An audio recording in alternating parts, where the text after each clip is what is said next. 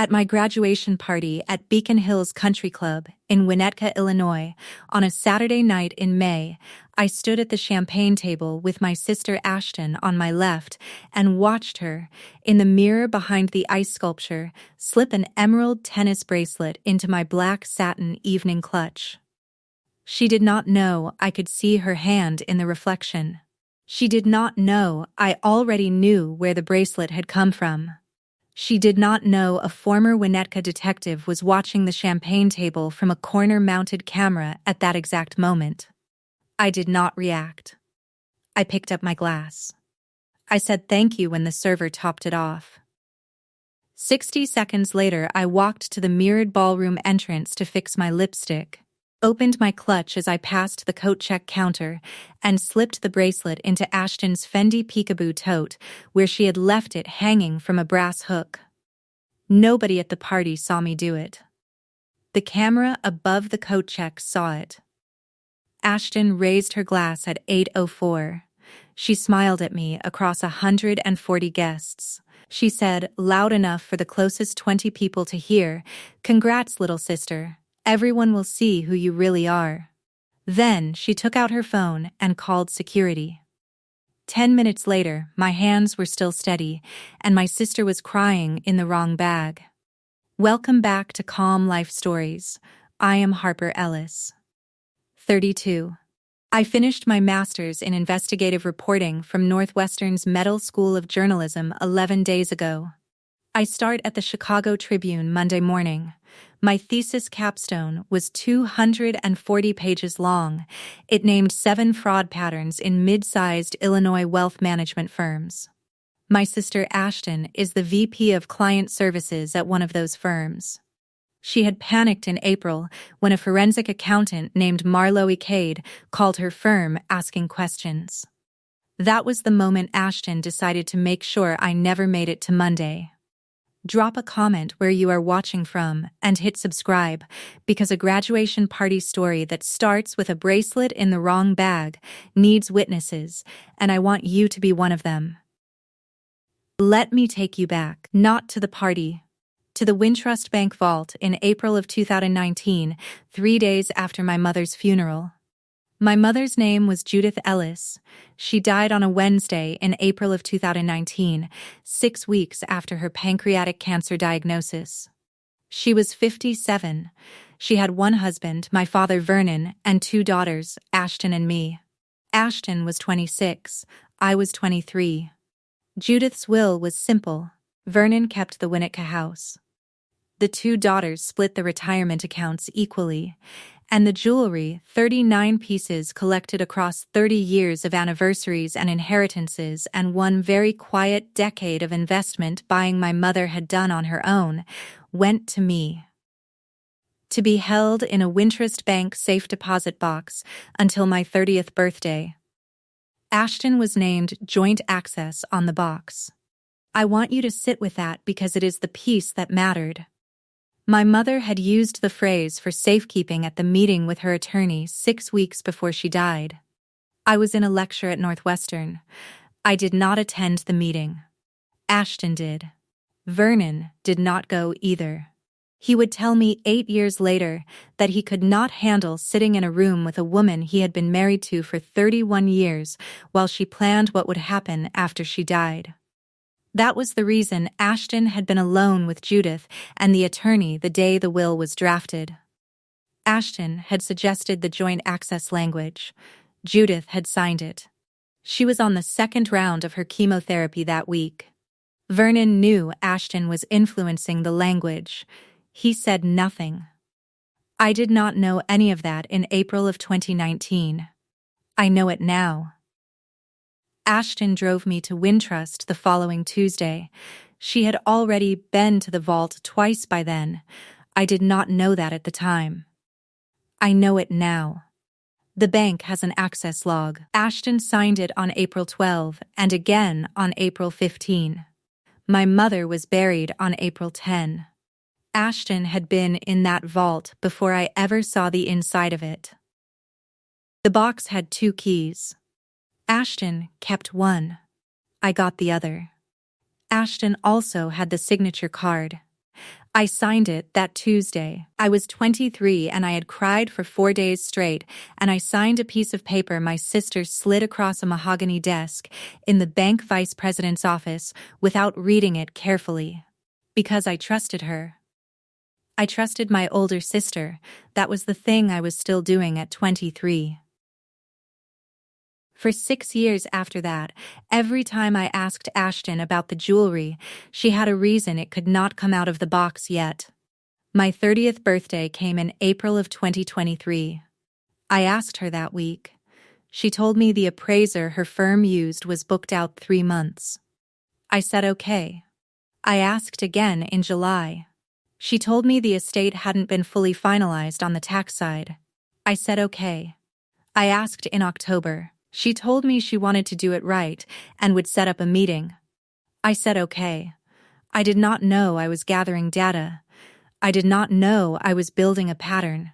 I was. In September of 2023, I started my master's at McGill. My concentration was investigative reporting. My thesis advisor was a woman named Inés Alvarez, who had spent 18 years at the Tribune before she came to teach. She asked me what I wanted to write about. I told her I did not know. I told her I had been thinking about wealth management firms for reasons I could not articulate. She said, "Follow the reason you can't articulate." That is usually the story. My thesis capstone was called The Quiet Chain: Estate Fraud Patterns in Mid-Sized Illinois Wealth Management Firms, 2015 to 2023. It named 7 fraud patterns.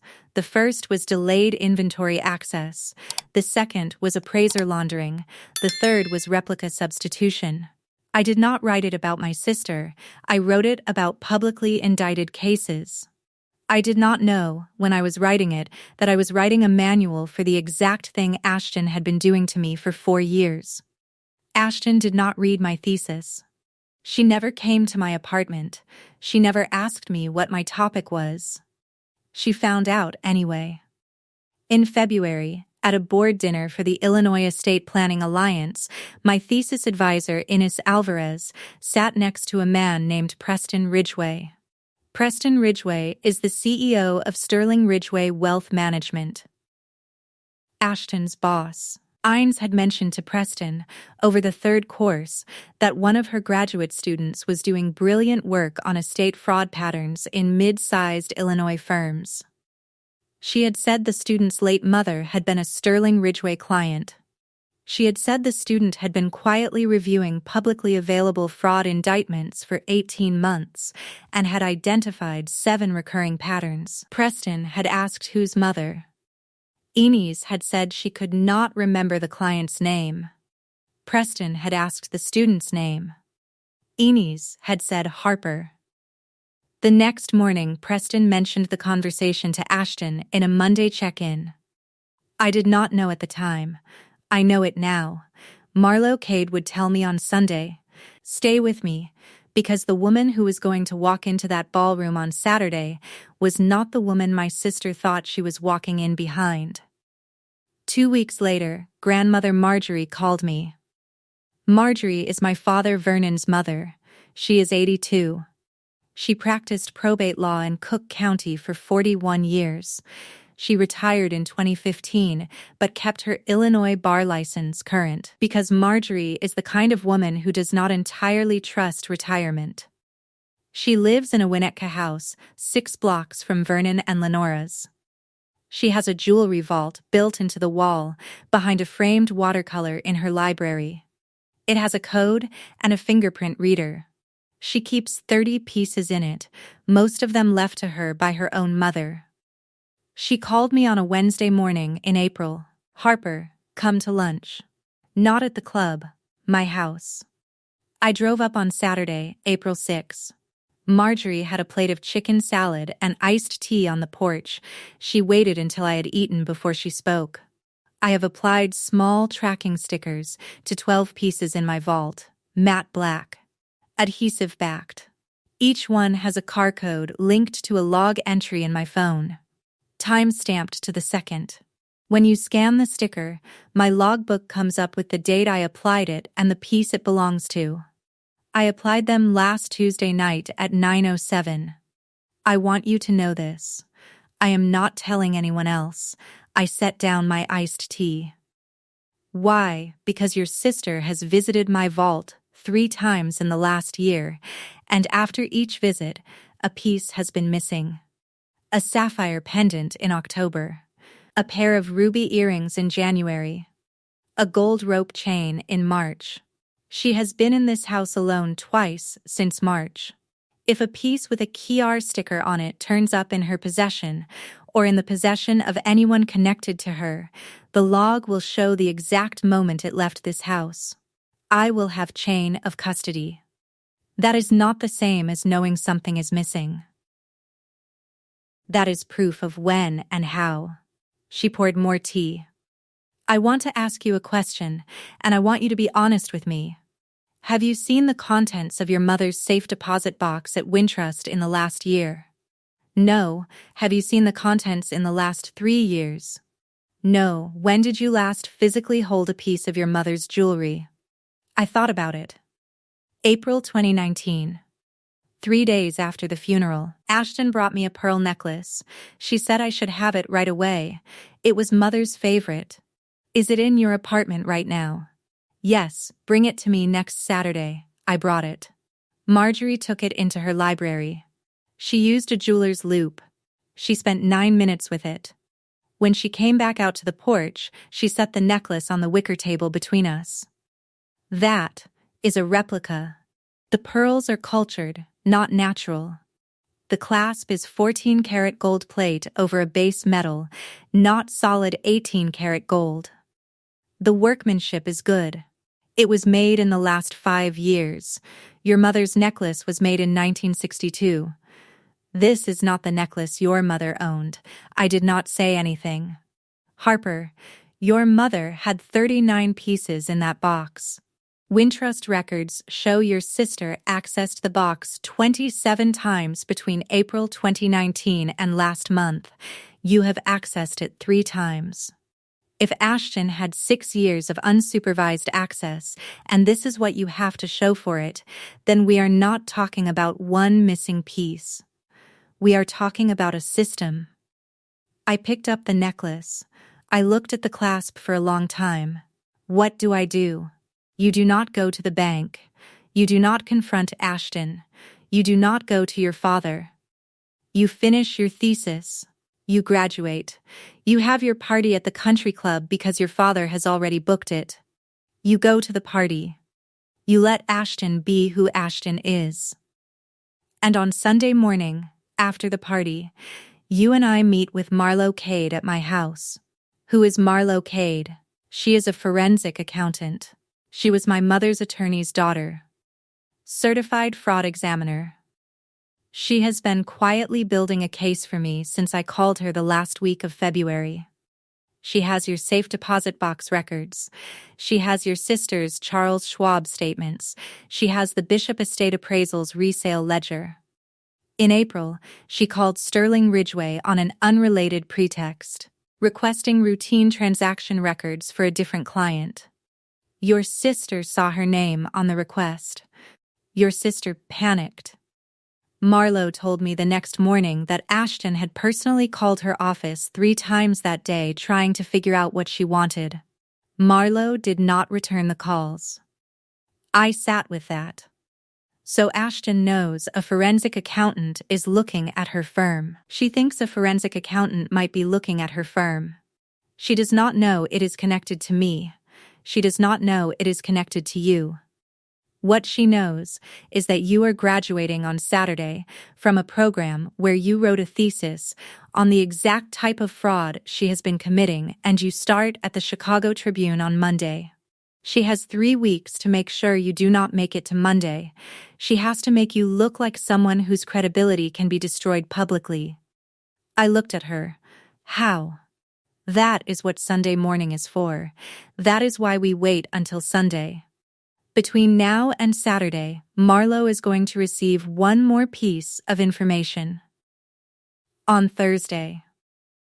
From a source at the Winnetka Police Department, Marjorie folded her napkin. She looked at me. Harper, Do you know who Ray Fenn is, the head of security at Beacon Hills? Ray was a Winnetka detective for 22 years before he retired to that job. I represented his sister in a probate matter in 2004. He owes me an old favor and he has been waiting to pay it. I called him last Tuesday. He is expecting something to happen at your party. He does not know what. He has agreed to a request I made. The corner-mounted cameras above the coat check counter and the champagne table are set to continuous recording from 6 p.m.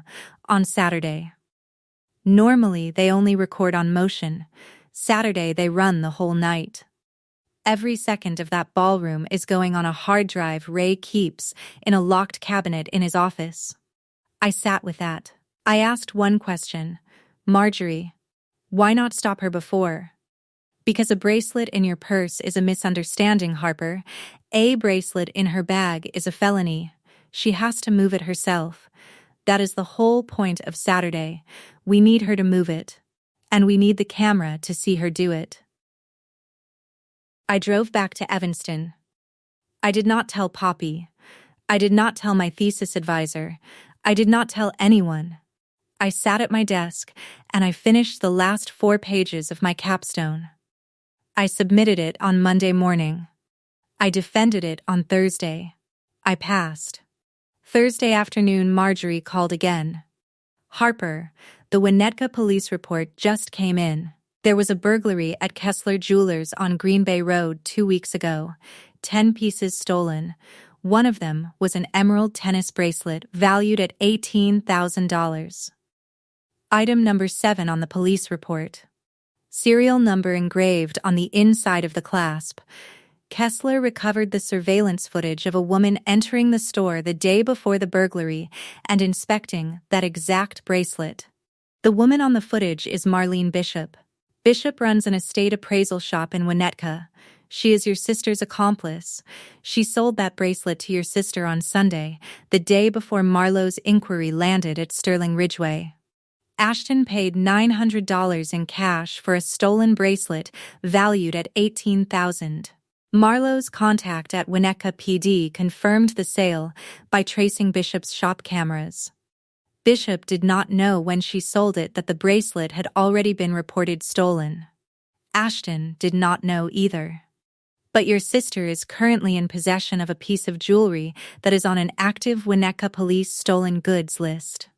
If you or anyone else is found with that bracelet at the party, that person is subject to arrest under Illinois Compiled Statutes 725-16-1 for possession of stolen property. Class 3 felony. Minimum 2 years. I sat with that. Marjorie, did you put a sticker on that bracelet? No, I did not have access to that bracelet. But Kessler Jewelers has done a preliminary inspection of Bishop's shop under Winnetka PD supervision. Every recovered piece has a Kessler serial number and a photograph on file. The bracelet's provenance is documented. It is registered stolen. That is all that matters. So, if the bracelet is found on me at the party. Class 3 felony arrest. Your Tribune job offer goes away by Monday morning. Your medical degree does not save you. Ashton walks away clean and continues her operation. That is what she is planning. And if the bracelet is found on Ashton, then she has a bracelet on her person that a Winnetka jewelry store has already reported stolen, and Ray Fenn's camera has already recorded the entire chain of custody of that bracelet from the moment she walked into the ballroom. I did not say anything. Harper, I need you to do one thing at the party. Only one.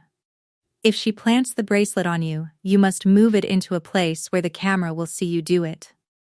Ray's cameras are above the coat check counter and the champagne table. The coat check is your best line of sight.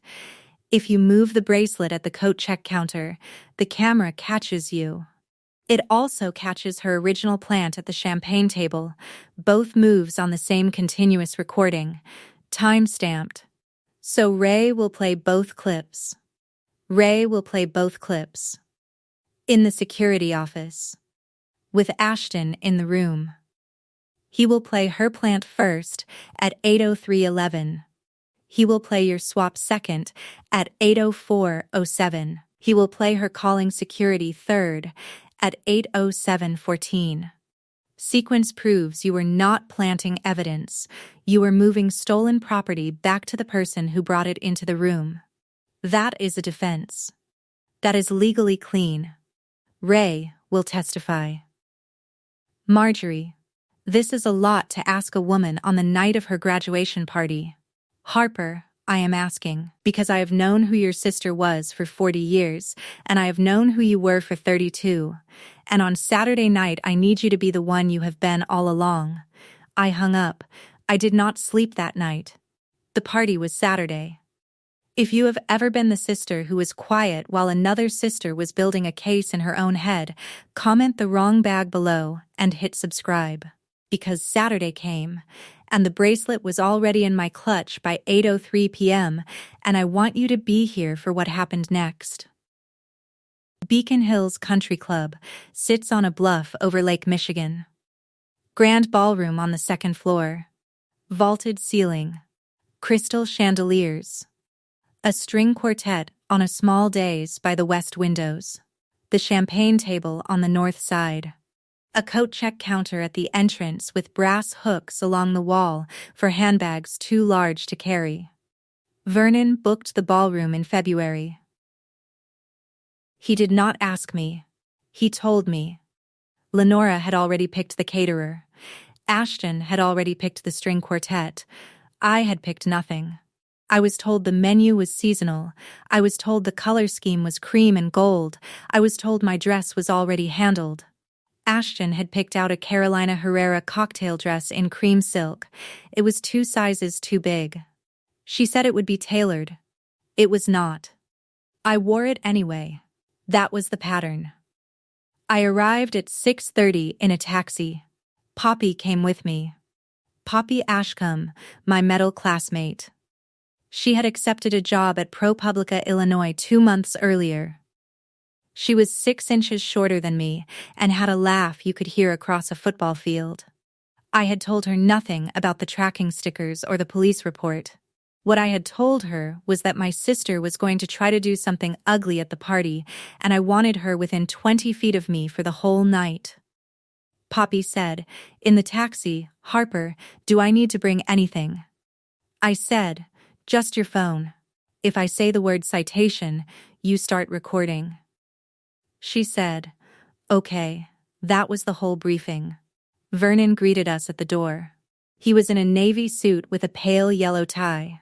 He hugged Poppy first. He hugged me second. Lenora was 3 feet behind him in a gold silk column dress.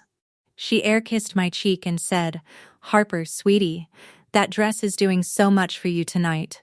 I said thank you. Ashton arrived at 7:10 in a red Hervé Leger cocktail dress and a slim gold Cartier tank watch on a black alligator strap. She was on Tanner's arm. Tanner was in a charcoal suit that fit him the way commercial real estate brokers' suits fit. He kissed me on the cheek and said, congratulations, Harper, big weekend. Ashton hugged me. She smelled like Chanel Coco. She whispered in my ear. You look almost expensive tonight, sweetie. She was smiling when she pulled back. I was smiling too. Grandmother Marjorie arrived at 7:40 in a navy shift dress and a small strand of natural pearls at her throat. She had her Cook County Bar Association pin on her left lapel. She kissed both my cheeks and said, loud enough for Lenora to hear, Harper, you are beautiful. Your mother would be very proud. Lenora's face did the thing Lenora's face does when someone mentions Judith. Her mouth tightened at the corners. Then she smiled at Marjorie and said, in the sweet, careful voice she uses when she wants to say something that hurts, Ashton has had to carry so much for this family since Judith died. Marjorie looked at her. Marjorie said, has she? Lenora did not answer. She walked toward the champagne table. I saw Ray Fenn at 7:45. He was standing near the coat check in a dark suit with an earpiece in his left ear. He nodded at Marjorie once. Marjorie nodded back once. Neither of them looked at each other again for the next 20 minutes. At 7:55, Tanner came to the bar. I was already there getting a water. He ordered a bourbon. He was quiet for a moment. Then he said, without looking at me, "She keeps talking about redoing the kitchen, something bigger, more us. I keep asking her where the money is coming from. She keeps saying she has it handled. I don't ask twice." He picked up his bourbon. He looked at me for 1 second. "Harper, is she okay?" I said, "I don't know, Tanner." He nodded. He walked away. The string quartet started at 8. Vernon gave a toast at 8:01. It was 3 sentences long. He said Judith would be proud. He said I had worked hard. He said the future was bright.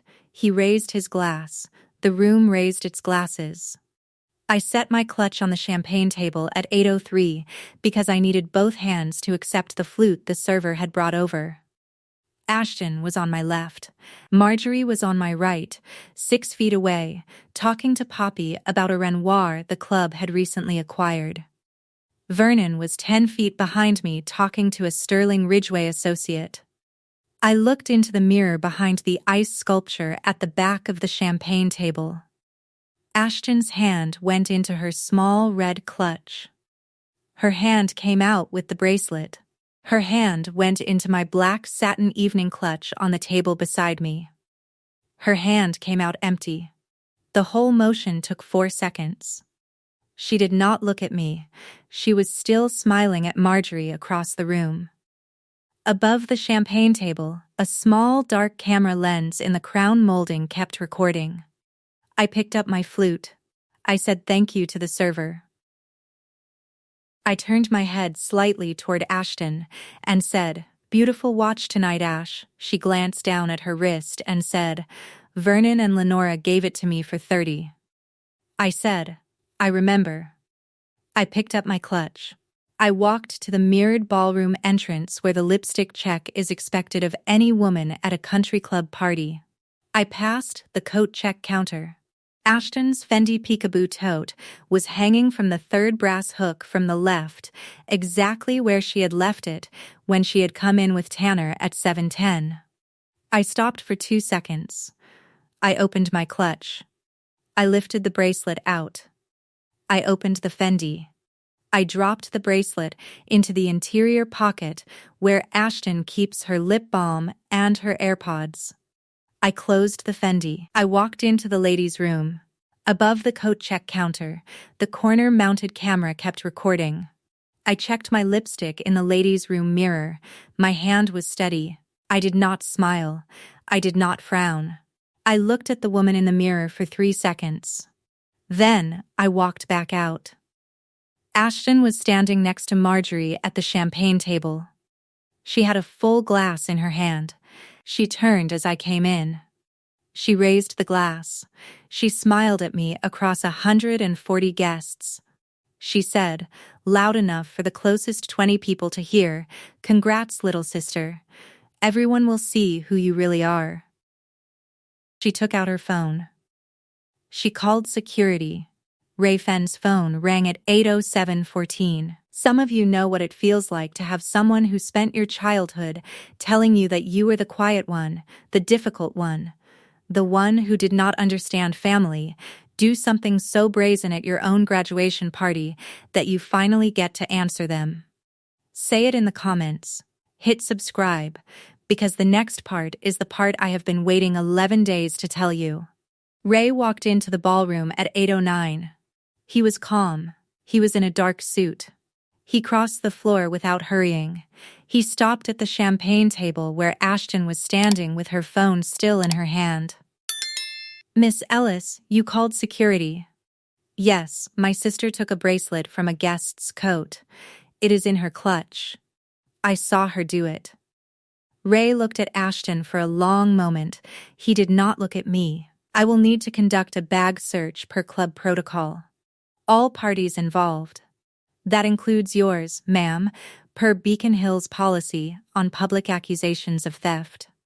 If you want to proceed with the accusation, I will need both your and your sister's consent to inspect both bags. If either party declines, I will need to escalate to Winnetka PD. Ashton smiled the small, confident smile of a woman who has already checked the inside of her own bag that morning.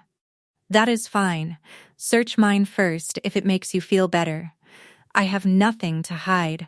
I appreciate the cooperation, ma'am. Miss Ellis, do you consent to a search of your clutch?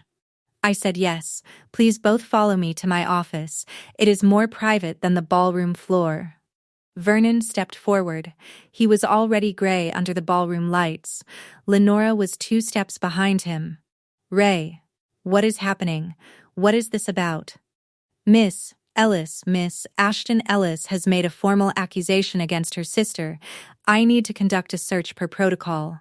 You are welcome to accompany us. Vernon looked at Ashton. Ashton did not look at Vernon.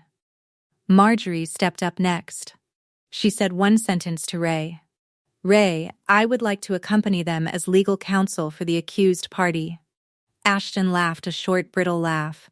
Grandma, please, this is not a courtroom. Marjorie did not answer her. She looked at Ray. Ray said, ma'am, you may accompany them. Anyone with legal standing may. Ms. Ashton Ellis, if you would like to bring counsel of your own, this would be the moment to make that call. Ashton looked at Tanner. Tanner did not step forward. He was standing 3 feet behind her with his bourbon glass. He was looking at the floor. I do not need counsel. I did not do anything. Very good, ma'am. This way.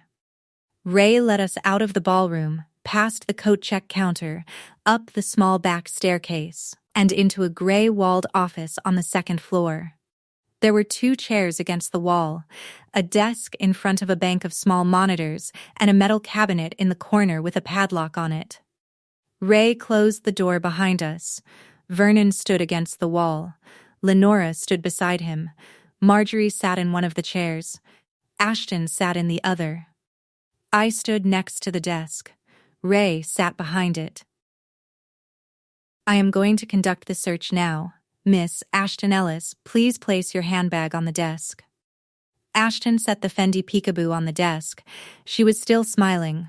Ray put on a pair of thin white cotton gloves from a drawer. He opened the Fendi. He removed the contents one at a time. Lip balm, AirPods case, a tube of Chanel Cocoa, a folded silk pocket square, a slim leather wallet, a set of car keys, a prescription bottle. He set each one on the desk in front of him in a neat row. Then, he reached back into the interior pocket. He paused. He looked at Ashton. There is something else in the interior pocket, ma'am. Ashton's smile shortened by a 1/4 inch. That is not possible. Ray lifted his hand out of the Fendi. In his gloved fingers was the emerald tennis bracelet. The room stopped. Vernon's hand went to his mouth. Lenora made a small sound that was not a word. Marjorie did not move. Ashton stood up. That is not mine. That is not mine. Harper put that there. She had access to my bag. She must have put that there when she went past the coat check. Look at her clutch. Look at her clutch right now. Ray said, evenly, ma'am. Please sit down. No. Look at her clutch. She is trying to frame me. She has been jealous of me our entire lives. Look at her clutch. Ray looked at me. Miss Ellis, please place your clutch on the desk. I set my clutch on the desk. Ray opened it. Lipstick, a small comb, a silk handkerchief, my car keys, a folded copy of my medal diploma from Thursday's ceremony. No bracelet. Ray looked at Ashton. Your sister's clutch is empty of any jewelry, ma'am. That is because she moved it. That is my point. She took it out of my bag while everyone was distracted. She has been playing you all night. Marjorie spoke for the first time. Ray, may I request that you play the security footage from the champagne table between 8:02 and 8:04 this evening? Ashton's face changed. Grandma, what are you doing? This is a family matter. Marjorie did not look at her. Ray pulled up a video file on the monitor bank behind his desk. 3 different camera angles filled 3 of the screens. He pulled the top one to the center. Champagne table, north wall, corner mount. I have this on continuous recording from 6 p.m. As a matter of insurance protocol we implemented in April. He scrubbed to 8:02. He pressed play. He turned the volume off. On the screen, in high definition, I saw myself set my clutch on the champagne table. I saw Ashton stand next to me. I saw the server pour my flute. I saw Ashton's right hand slip into her small red clutch. I saw her right hand come out with something small and metallic. I saw her right hand move sideways and dip into my black satin clutch. I saw her right hand come out empty. The whole motion took 4 seconds. The timestamp in the corner of the video read 8:03:11. Vernon made another sound. He sat down in the second chair beside Marjorie without being asked to. Ashton was standing at the desk. Her hand was on the desk edge.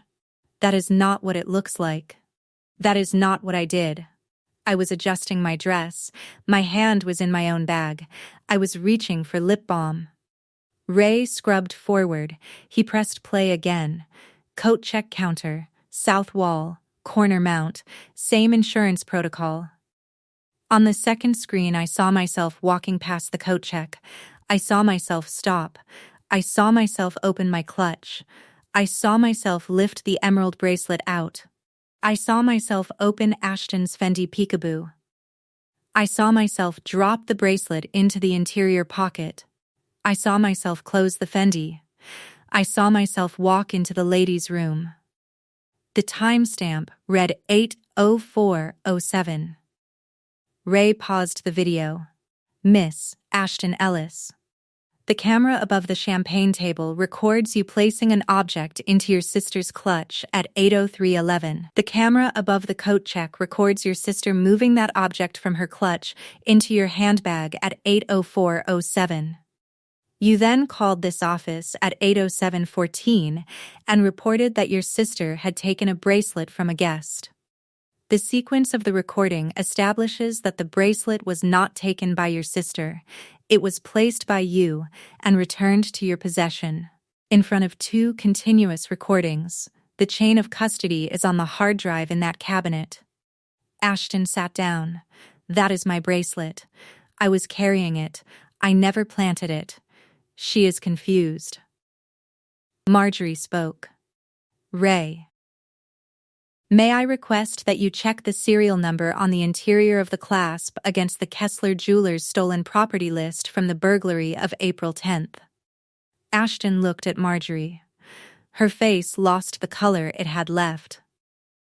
Grandma. What are you talking about? Ray picked up the bracelet with his gloved hand. He turned it. He examined the clasp under his desk lamp. He wrote a serial number on a notepad. He typed it into a database on his computer. He waited. A record came up on the screen. He turned the screen toward the room. Item number 7 on Kessler Jewelers recovery list. Serial number matches. This bracelet was reported stolen by Kessler Jewelers on April 10th. Estimated value $18,000. Under Illinois Compiled Statute 725-16-1, possession of stolen property valued between $10,000 and $100,000 is a Class 2 felony. Minimum 3 years. Vernon closed his eyes. Lenora sat down on the floor.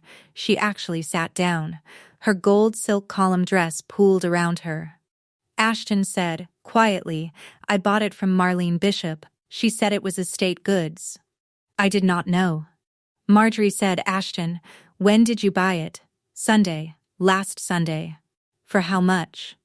$900. You paid $900 in cash for a bracelet that was reported stolen 3 days earlier and that carries a retail value of $18,000, and you did not think there was anything to ask. Ashton did not answer. Marjorie stood up. She walked to the window. She turned to face the room. Ray, there is a second matter I would like on the record while we are here. My colleague Marlo Cade is downstairs in the West Lobby. She has been there since 6:40 this evening. She has been prepared to deliver a supplementary document package to this office if I gave her the signal. I am giving her the signal now. Will you please have her escorted up? Ray picked up his desk phone. He spoke briefly. He hung up. She will be here in 3 minutes. Ashton looked at Vernon. Dad, what is happening? Dad, look at me. Vernon did not look at her. Ashton, I need to say something, and I need to say it before the woman downstairs walks into this room. When your mother was drafting her will in the last months of her life, I did not go to any of the meetings with the attorney. I could not sit in a room with her while she planned what would happen after she was gone. Every meeting, you drove her. Every meeting, you were the one who came home and told me what she had decided. In the third meeting, you came home and told me she had decided to add joint access on the safe deposit box for the jewelry. I asked her about it that night. She said she trusted you. She did not read what she signed the next day. She could not read anything by then. The medication had already taken the fine print away from her. I let her sign a will drafted by a 26-year-old daughter with something to gain, because I could not carry the weight of her dying. That is my fault. It has been my fault for 6 years. I am telling you tonight, in this room, because I do not think Marjorie is going to give me another chance. Ashton was crying now, not the theatrical cry of a woman performing innocence. The other kind. The kind that starts in the diaphragm. Dad, please, Ashton, I am done. Marlo Cade knocked on the office door at 8:47. Ray opened it. She was in a black suit, no jewelry, a leather portfolio under her left arm. She was in her late 40s. She had the kind of face that had been in a lot of quiet rooms. She walked to the desk. She set the portfolio down. She did not sit. She looked at Marjorie first. Marjorie nodded once. Marlo opened the portfolio. Miss Ashton Ellis. My name is Marlo Cade. I am a certified fraud examiner licensed by the Illinois Department of Financial and Professional Regulation. Marjorie Ellis retained me on February 27th of this year to conduct a private forensic review of certain financial and estate transactions related to the estate of Judith Ellis, deceased, and to the personal collection of Marjorie Ellis. My review is complete as of Thursday of this week. I would like to share my findings with the parties present. Ashton did not speak. Marlo lifted the first document. Wintrust Bank Safe Deposit Box Access Log, Box 1723, April 2019 through March of this year. 27 entries under your name. 3 under Harper's. Each entry is time-stamped. Each entry has a signature match. She set the log down. Bishop Estate Appraisals Resale Ledger, subpoenaed by Illinois DFPR under a preliminary investigation warrant issued on April 22nd. The ledger contains records of 16 items processed for resale under your name over 36 months. Each of those 16 items corresponds within 72 hours to a documented Wintrust access. 6 of those 16 items also appear on Marjorie Ellis's tracked inventory list from her personal vault. She set the ledger down. Charles Schwab Personal Brokerage Account Statement, in your name, tax identifier ending in 6842. Deposits totaling $341,000 over 36 months, in amounts ranging from $3,000 to $22,000, unexplained by any documented income source. Each deposit corresponds within 5 business days to a Bishop resale event. She set the statement down. Illinois Department of Financial and Professional Regulation formal complaint against Marlene Bishop. Filed April 22nd for aggravated appraisal fraud and receipt of stolen goods. Copy for your file. She set the complaint down. And finally, an appointment card from Kessler Jewelers dated the day before the Kessler burglary. Marlene Bishop is on the store's guest log for inspecting the emerald tennis bracelet. Serial number 722839. That is the bracelet Ray removed from your Fendi 23 minutes ago. She closed the portfolio. Miss Ellis, I am not the arresting party. Winnetka PD will handle the arrest. My reports have been shared with the Cook County State's Attorney's Office as of Thursday afternoon. You will be contacted by their office on Monday morning. Under Illinois compiled statutes 725-16-1 and 517-3, you are looking at a minimum of 1 aggravated theft count and 1 count of wire fraud. The Bishop matter is separate. I have provided everything I have. That is all I came here to say. Ashton was gripping the arms of her chair. Her Cartier watch face was turned in. Her hair had come loose from its clip. She was still crying. She looked at me for the first time all evening. Harper, why did you do this? Why did you not just talk to me? I said, Ashton, I have been talking to you for 6 years. Every time I asked about the jewelry, every time you told me the appraiser was booked, every time you said the estate was not finalized, that was you talking. This is me answering. She twisted the Cartier watch on her wrist. She twisted it again. She unbuckled it. She set it on Ray's desk. I need to leave. I need to leave right now. Tanner. Where is Tanner? He is downstairs, ma'am. He asked security to hold him at the ballroom door. He said he did not want to be in this room. He asked me to tell you when the meeting was concluded.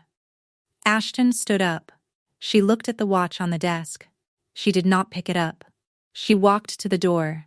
She turned back once. She said one thing. She said it to Marjorie. She said it the way a woman says something she has been holding for 30 years. You never liked me, Grandma, Marjorie said. Evenly, Ashton. I loved you. I did not like what you were becoming. Those are 2 different things, and tonight, they cost you both of them. Ashton walked out. I looked at Poppy in the hallway. She had been standing just inside the door for the last 10 minutes. Her phone was on. Her hand was steady. I said, quietly, "Citation." Poppy nodded once. She stopped the recording. She put the phone in her purse. Ray closed the office door. Some of you have been waiting your whole life for the day a sister who told you your entire childhood that you were nothing had to sit in a room where the paper said otherwise. Say it in the comments. Hit subscribe. Because I want you here for what happened after. Here is what happened after. Winnetka PD arrested Marlene Bishop on Monday morning at 7:30 at her Winnetka appraisal shop. She was charged with 11 counts of appraisal fraud and 1 count of receiving stolen property under Illinois compiled statutes 725-1711. She pleaded to 9 years suspended, $180,000 in restitution, permanent disbarment from the International Society of Appraisers, and a lifetime ban on any Illinois appraisal license. She lost her Winnetka storefront in September. Ashton was arrested at Sterling Ridgeway Wealth Management on Monday morning at 9:04 by Cook County Sheriff's deputies. Preston Ridgeway watched from his office window. She was charged with aggravated theft under 725-16-1, wire fraud under 725-17-3, and 1 count of possession of stolen property. She pleaded in August to a 3-year suspended sentence. 400 hours of community service, $341,000 in restitution to the Ellis estate, and a permanent bar from serving as fiduciary or estate agent for any Illinois resident. Sterling Ridgeway terminated her employment on Monday afternoon. She lost her Illinois financial services license in September. She now works part-time at a shoe store in Rogers Park. Tanner filed for divorce in June. He kept the Wilmette house. Ashton moved into a rental studio on Sheridan Road in Rogers Park. Tanner sent me a text message in July. 2 sentences. Harper, I did not know. I am sorry I did not ask twice. I answered Tanner, thank you. We have not spoken since. I do not know if we will. Vernon wrote me a letter in July on yellow legal pad paper. 2 sentences. I should have known, and I should have said something. I chose not to. That is my fault, not yours. I read it twice. I filed it in the drawer with my Medill diploma. I did not respond immediately. I called him 3 weeks later. We had dinner at a small Greek place near the Loop.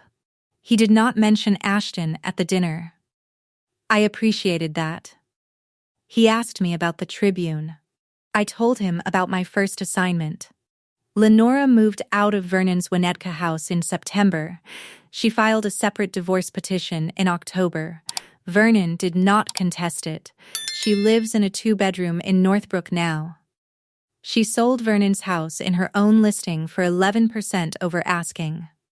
Vernon signed the closing papers at Marjorie's kitchen table. Marjorie testified at Ashton's plea hearing in August. She wore her old Cook County Bar Association pin on her left lapel. Marlo Cade sat in the row behind her. After the hearing, Marjorie took me to a small deli in the Loop. She ordered the pastrami. She looked at me across the table and said, "Harper, it is time to write the Tribune piece." I said, I knew. I started at the Chicago Tribune on the Monday after the arrest. My first assignment was a Metro desk feature on the Winnetka Summer Arts Fair. My editor, Alicia Grant, assigned it to me over coffee at 9:15. She said it was a warm-up. She said she wanted to see how I handled a small story before she gave me a bigger one. I filed the Arts Fair piece on Wednesday. In August, I pitched Alicia an investigative feature on estate fraud in Illinois wealth management firms. I told her what I had. I did not name my sister. Alicia asked me if my sources were solid. I told her yes. She greenlit it in September. The 4-part series ran in the Tribune the following October. It was called The Quiet Chain. Marlo Cade was cited in every part. So was Winnetka PD. So was the Cook County State's Attorney's Office. My sister's name did not appear until Part 3, and only in the context of her plea agreement, which was public record by then. The series won the Peter Lisagor Award for Local Investigative Reporting in May. It was longlisted for the Livingston. Alicia gave me a raise in June. Marlo Cade retained me on a consulting basis for 2 of her subsequent cases. She calls me on Tuesday afternoons when she needs a journalist's eye on a document trail. I always answer. Poppy Ashcombe wrote a companion piece for ProPublica Illinois in November. It named 7 mid-sized firms with fraud pattern indicators. It ran on the same day my Tribune Part 4 dropped. 2 of the firms she named were audited by Illinois DFPR within 90 days. Grandmother Marjorie died in her sleep in February of the following year. She was 83. She had lived long enough to see the series print, the award, and the DFPR audits. Her will, which she had drafted herself in her library the previous November, left her Winnetka house and its contents to me. The jewelry vault came with the house. When Marlo helped me inventory it in March, every piece with a QR sticker was still there. I scanned every one. The logbook confirmed no items had left the vault since the party. I endowed the Judith Ellis Journalism Fund at Northwestern's Medill School in April, funded at $200,000 from my share of my mother's estate settlement, matched by Marjorie's own bequest. The fund provides full graduate tuition for first-generation reporters focused on financial crime. The first recipient the following June was a woman named Camila Reyes from Aurora, Illinois, whose mother had been a home health aide. I closed the Wintrust safe deposit box in June. I took the remaining items to a licensed appraiser named Elsie Frayne, who was not Marlene Bishop and had no professional connection to her. 23 original pieces remained. 16 had been replaced with replicas. Marlowe's report matched every one. I kept my mother's wedding ring. I donated 6 pieces to a Chicago-based nonprofit that provides estate planning support to widowed women. I sold the rest through a legitimate auction house. The proceeds went to the fund. I want to say one thing before I go. For 6 years, I asked my sister for something that was mine, and every time she told me a small story. And every time I believed her because she was my sister, and I was tired of the way it felt to think I might be right. My grandmother spent 4 decades in a courtroom watching families lie to each other for less than what my sister was taking from me. My grandmother did not raise her voice at my sister once in 82 years. She did not raise it at the party. She did not raise it in the security office. She did not raise it at the plea hearing. She did not need to. You do not catch your sister by shouting. You catch her by putting the evidence in the bag she already brought. If you have ever been the daughter who was told your whole life that you were the difficult one and finally got to answer them with a piece of paper, comment the wrong bag below. Share this with the one person in your life who has been waiting for it. Subscribe to Calm Life Stories because there is another story coming next week, and I want you here when it lands. The Tribune building is a block off the river. My office is on the 14th floor. The Peter Lisagor sits on my desk. Camila's second-year tuition posted last Monday. Marjorie's watercolor from the library hangs on the wall behind my chair. That is the whole answer.